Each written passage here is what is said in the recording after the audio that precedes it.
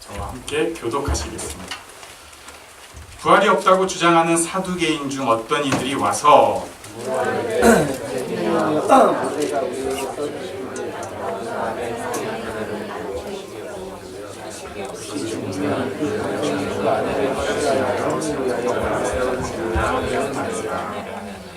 그런데 칠형제가 있었는데 마지가 아내를 취하였다가 자식이 없이 죽고 일곱이 다 그와 같이 자식이 없이 죽고 일곱이 다 그를 아내로 취하였으니 부활 때 그 중에 누구의 아내가 되리이까?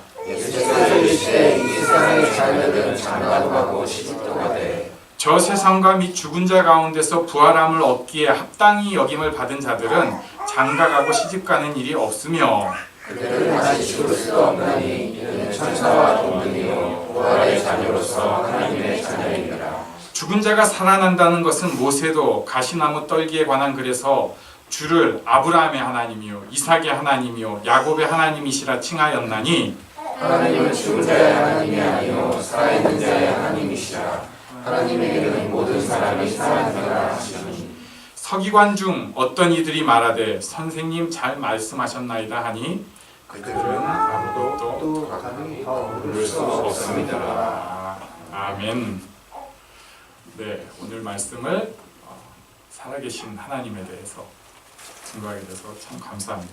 27절 말씀에 보면요, 사두개인이 나옵니다. 여기 부활이 없다고 주장하는 사두개인이 나오는데 이분들은 사두개인들은 모세오경만 딱 받아들이는 사람입니다. 그러니까 다른 성경, 다른 어떤 가르침, 우리도 꽤 영향을 받는 탈무드라든지 랍비들의 가르침 이런 거 다 거부하는 분들이에요. 그래서 전통도 받아들이지 않습니다. 죽음 이후의 세계라든지 부활이라든지 천사, 영혼 이런 거 믿지 않습니다.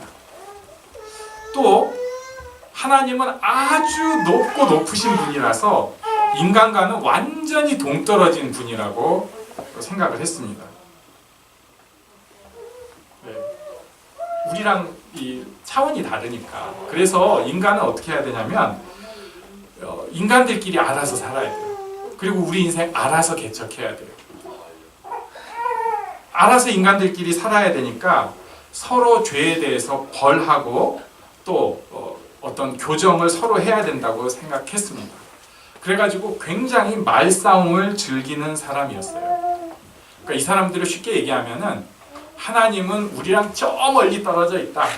또 아주 현실적이면서 그래서 실제로 당시 지배층이기도 했고 로마에 붙기도 하고 헤롯에 붙기도 하고 아무튼 그러면서 말싸움장이들입니다. 이 사람들이 예수님께 온 것입니다. 28절의 내용이 좀 복잡한 내용이 나오는데 형이 자손이 없이 죽으면 그 동생이 형수를 통해서 애를 낳고 형의 이름을 붙여서 가정을 유지하게 하는 법입니다.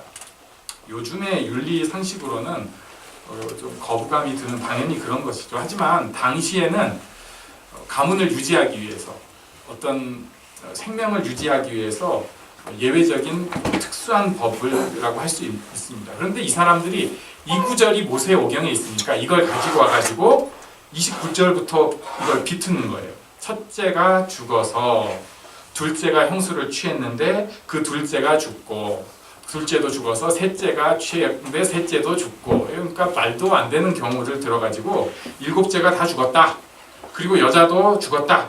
그러면서 하는 얘기가 33절에 일곱이 다 죽었는데 부활 때 그 중에 이 여자는 누구의 아내가 되어야 합니까? 7명이랑 다 결혼한 셈인데 사실 모세 율법으로 따지면은 첫 번째 사람 아내예요. 그건 뭐 당연한 건데 싸우려고 말을 끌고 온 겁니다. 요즘식으로 얘기하면은 결혼 여러 번 하고 죽었는데 이 사람이 극적으로 예수를 믿고 죽었어요. 그러면은 부활하면 누구의 아내가 되어야 합니까? 누구의 남편이 되어야 합니까? 이런 질문을 하고 있는 거예요. 사실은 말장이들의 이야기가 많습니다. 들으면은 그것은 솔깃하고 뭔가 논쟁거리가 있을 것 같은데 그 밑에 있는 사고가 굉장히 턱 없는, 사실은 불신앙의 얘기들인 거예요. 그러니까 이 사람들이 누구의 아내가 되어야 하겠습니까? 라고 질문을 한 것은 실제로 누구의 아내가 되었습니까? 라고 질문을 한 것이 아니라 부활이 있겠어? 죽은 후의 세계가 있겠어? 죽으면 끝이야. 이런 얘기를 사실은 하고 싶은 거예요.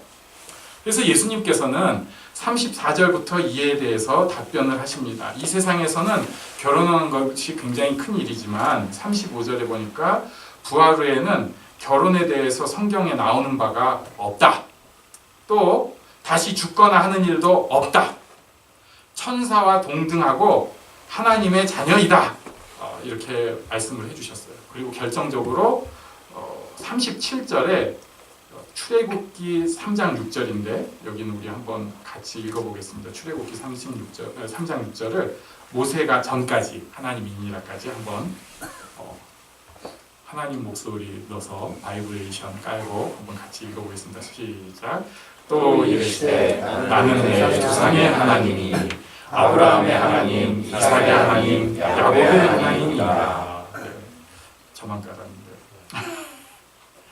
하나님께서 이 말씀을 하실 때 이게 무슨 상황이냐면 모세가 광야 생활 속에서 막 지치고 고나여 상하여 모든 희망을 다 잃고 저는 여기서 그냥 양치는 목동이면은 양치는 아이 같은 느낌인데 목할아버지가 돼가지고 양치다 죽겠습니다 하고 있는 상황인데 그때 모세가 불타지만 타지 않는 가신떨기 나무에서 만난 하나님이 직접 자기를 계시하면서 자기를 밝히면서 과거 시제를 쓴 것이 아니라 내가 아브라함 그때 하나님이었고 이게 아니라 아브라함의 하나님, 마치 앞에다 놓고 얘기하는 것처럼 그 표현이 그랬다는 것을 가지고 하나님은 살아계신 하나님이다 이렇게 말씀을 하고 계십니다. 여기서 우리는 이 사두개인들이 큰 함정에 빠져 있는 것을 볼 수 있습니다. 자기들은 하나님을 안다고 그리고 믿는다고 하는데 그 하나님에 대해서 사실은 모르고 있는 것입니다. 전혀 모르고 있는 것입니다. 이들은 모세오경을 다 외웠어요. 성경을 읽고 외우면서도 하나님을 전혀 모르고 있는 것입니다. 제가 이번에 강의를 하다가 청나라, 이번에 제가 처음으로 중국 교회에서 강의를 했습니다. 중국 내부에서는 여러 가지 갈등 요인이 있어가지고 제가 그냥 중국 교회에서는 사실 피했었어요. 근데 이번에 처음으로 여기는 태국이니까 중국 사람들 앞에 놓고 자신 있게 한번 해보자. 그래가지고 중국 교회사를 강의를 했습니다. 근데 청나라 강의제 때 중국에 선교하러 간 사람들이 서로 싸웠습니다. 왜 싸웠냐면요. 하나님에 대한 이름 가지고 논쟁이 벌어진 거예요. 이 싸움을 황제도 알 정도로 싸웠습니다. 그때 하나님에 대해서 이름을 뭐라고 하는가? 천주, 하늘의 주인, 이런 표현을 가장 기본적으로 쓰고요. 그런데 그 다음에 들어온 사람들이 천 쓸 수 있지 않느냐, 하나님에 대한 표현으로 상제 쓸 수 있지 않느냐, 신 쓸 수 있지 않느냐, 이렇게 갈등이 시작된 거예요. 그런데 이제 그것에 대해서 반발하기를 천은 유교에서 말하는 사상인데 하늘을 우러러 하늘이시여, 우리에게도 확실히 중국하고 정서가 우리가 통하는 게 있더라고요. 그러니까 이것은 인격적인 하나님이 아니라 무신론적이고 자연신론적인, 어떻게 보면 그 저절로 굴러가는 세상의 이치에 대한 것을 천이라고 불러요. 그러니까 이건 하나님에 대한 거 안 된다. 이 사람들은 이 천이라는 것을 볼 때 그 자연 섭리를 더 생각을 한다. 유교적인 용어로 안 된다 이렇게 얘기를 하고, 상제라고 하면 우리도 아는 그 도교의 옥황상제 느낌이 있어요. 그러니까 이런 하나님은 수염을 일단 길러야 되고 옆에 선녀들이 꼭 부채 흔들거리고 있어야 돼요. 그리고 구름 위에 앉아서 여봐라 저 손오공 좀 데려와라 왠지 뭐 이런 얘기를 해야 될 것 같은 그런 이미지를 주는 거죠. 그러니까 저 구름 위에서 인간들 사는 거 이렇게 보고 있는 좀 수염난 할배 느낌이 있는 거예요. 또 신이라는 표현은 세상의 여러 가지의 어떤 잡신과 사실 크게 구분이 안 되는 거예요. 신, 그렇지 뭐 안 보이는 그 어떤 그 존재. 그러니까 이거 쓰면 안 된다라고 주장하는 사람들이 있었습니다. 이 싸움이 황제가 나중에 이것을 빨리 끝내야 되겠다고 할 정도로 싸우는데 프란체스코 우리가 어디서 들어봤죠? 옛날에 뭐 재산 다 나눠준 그 사람의 후계자들인 프란체스코 수도원 사람들하고 그다음에 도미니칸 이 사람들은 굉장히 훈련을 했던 사람들이에요. 그래가지고 이들의 그 흐름 속에 이런 말 유명한 거 있죠. 기도가 노동이요, 노동이 기도라. 예수원에도 붙어 있고 제가 가락제 가서 노동하면서 괜히 은혜롭게 하려고 쓰는 말인데 이게 이제 요기 전통이에요. 그러니까 섬기고 노동하는 굉장히 철두철미한, 한쪽은 굉장히 섬기고 나눠주는 청빈, 이런 수도원 출신 선교사들은 이런 말씀은 안 된다 이렇게 굉장히 주장을 했어요. 그 중에 어떤 과격분자들은 천주란 말도 오해의 소지가 있다. 차라리 라틴어 데이를 그대로 쓰자. 중국어로 데이를 음차해갖고 데이 뭐 이렇게 이제 얘기를 해야 된다는 거예요. 그런데 어떤 사람은 야 무슨 소리냐 뭐 하면서 이제 그 싸웠던 것을 볼 수 있어요. 결국은 이거 싸우다가 공자에게 제사하는 것까지 결부돼서 싸우다가 결국은 다 쫓겨납니다. 예, 중국에서 다 쫓겨나요. 선교사들이 서로 막 고발하고 창피한 짓은 또 다 했어요.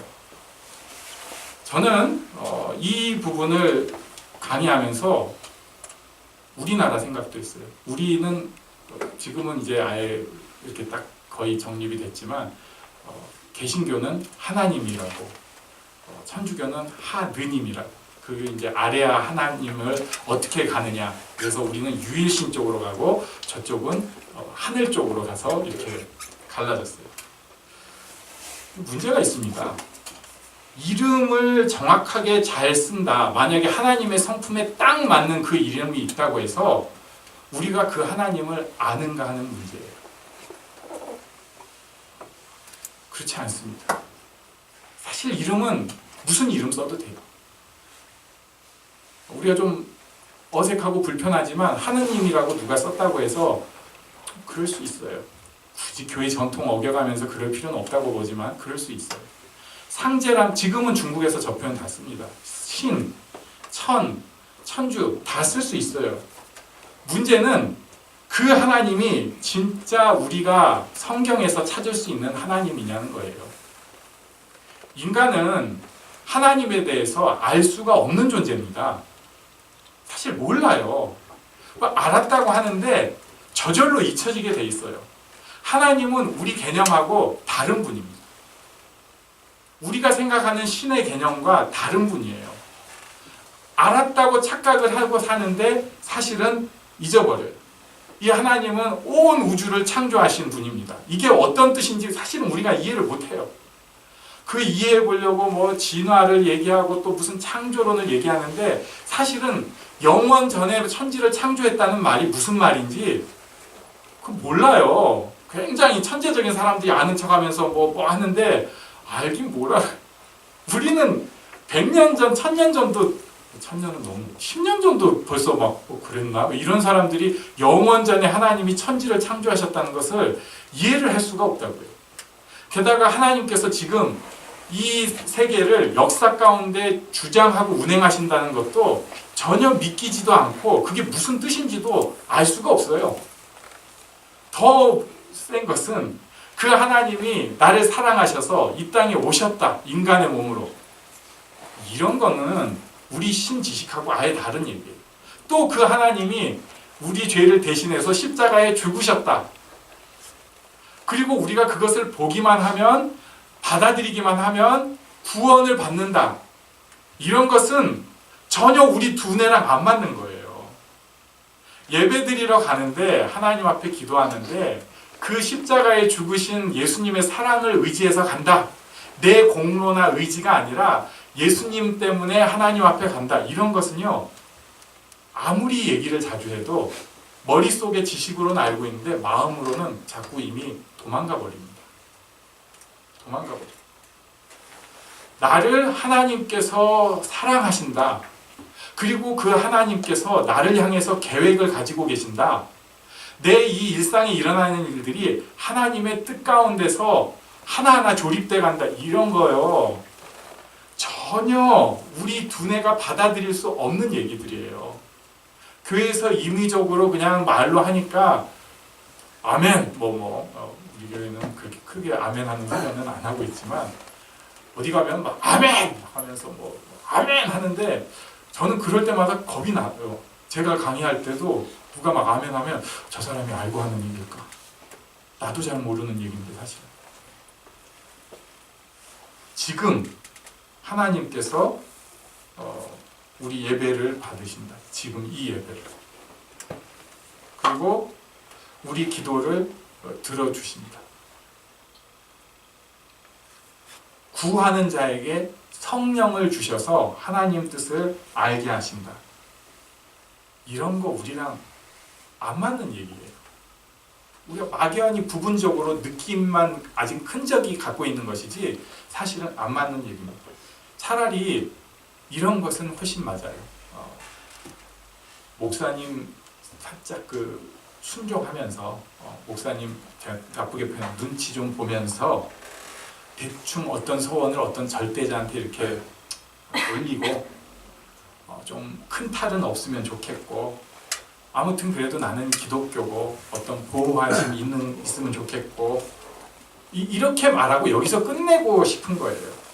사실은 하나님에 대해서 전혀 모르고 있습니다. 심지어 전에 알았다고 하는데 심지어 신학까지 했다고 하는데 하나님에 대해서 전혀 모르고 있는 것입니다.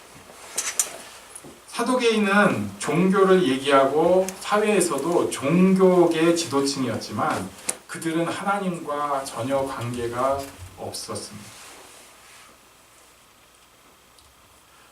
근데 그 사람들은 그럴 수 있어요.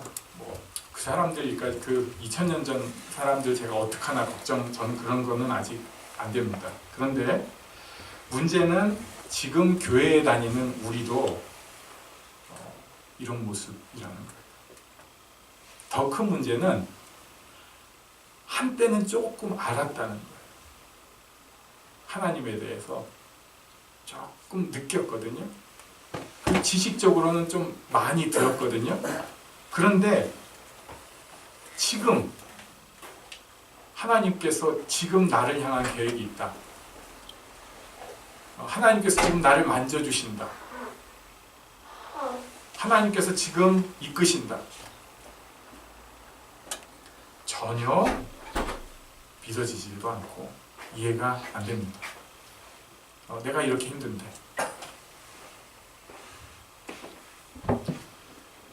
이번 주간에 어떤 글을 보니까 이런 얘기가 있더라고요. 당신의 고난은 하나님의 준비된 광야 학교입니다. 이것은 모든 쓰임받는 자들에게 반드시 필요한 축복의 학교입니다. 이런 얘기 전혀 안 들려요.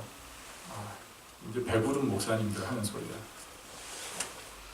하나님은 당신을 사랑하시고 당신과 교통하기를 원하신다. 내가 지금 삶이 얼마나 빡빡한데 그런 얘기 하지 마시라고.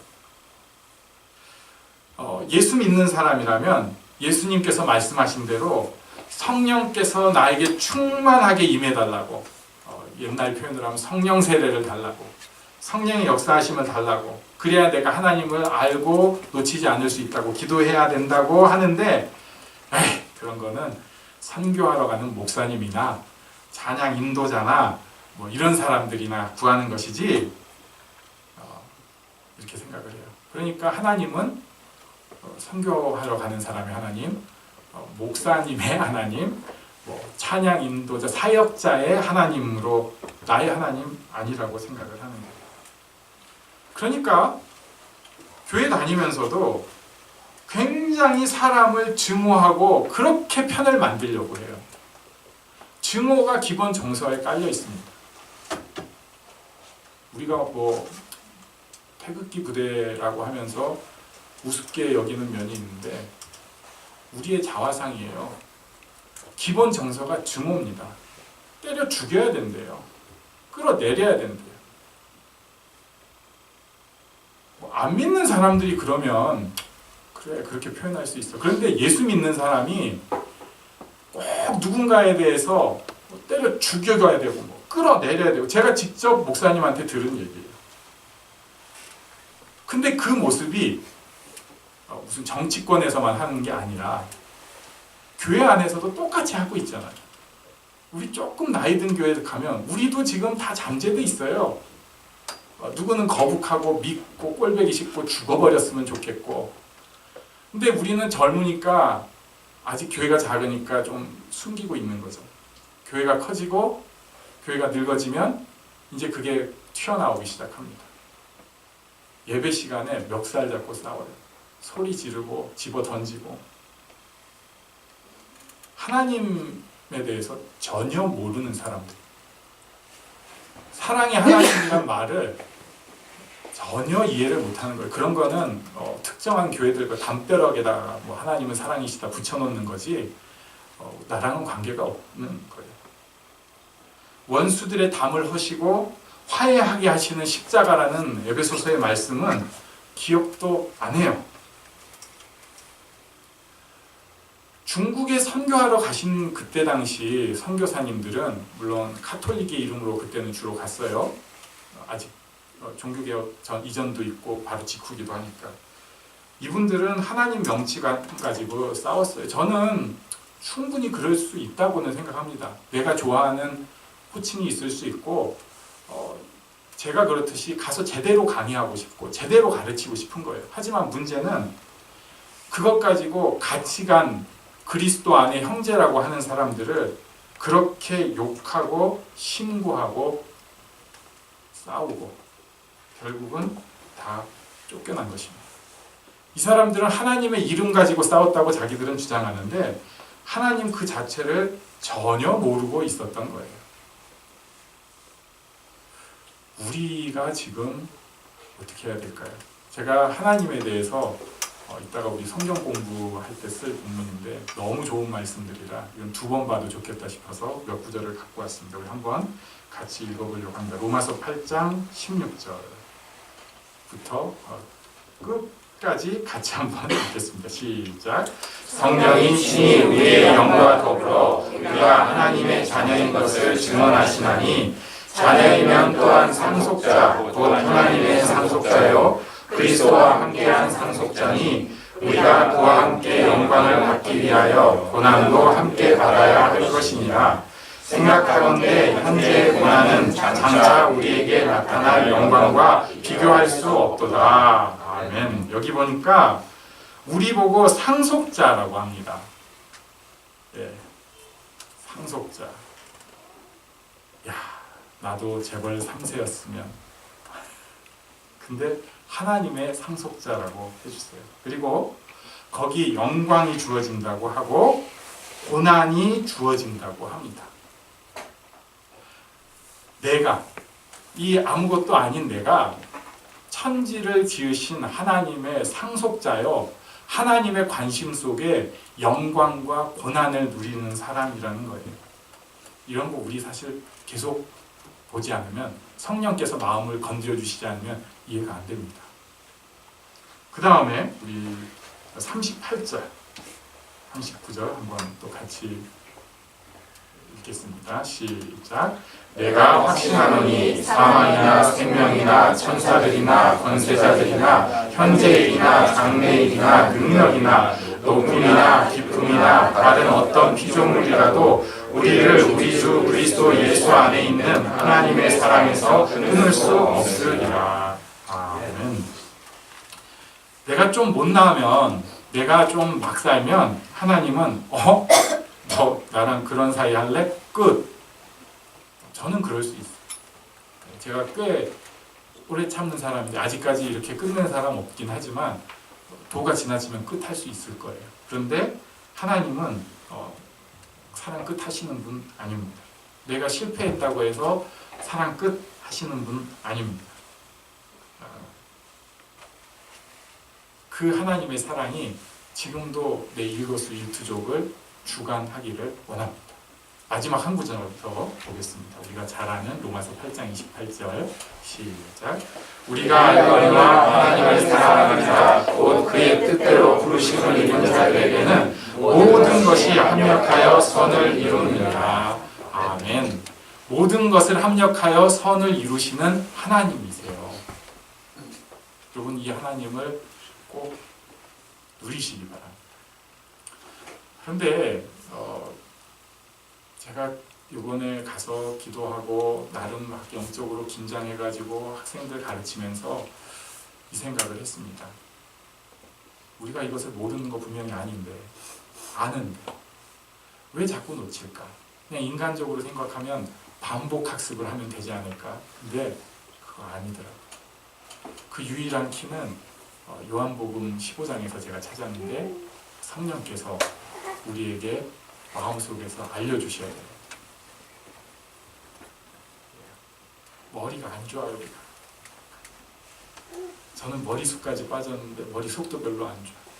우리 교회는 또 이렇게 머리가 휘어지신 분들이 많은지 염색에서 숨긴 사람과 안 숨긴 사람의 차이일 뿐.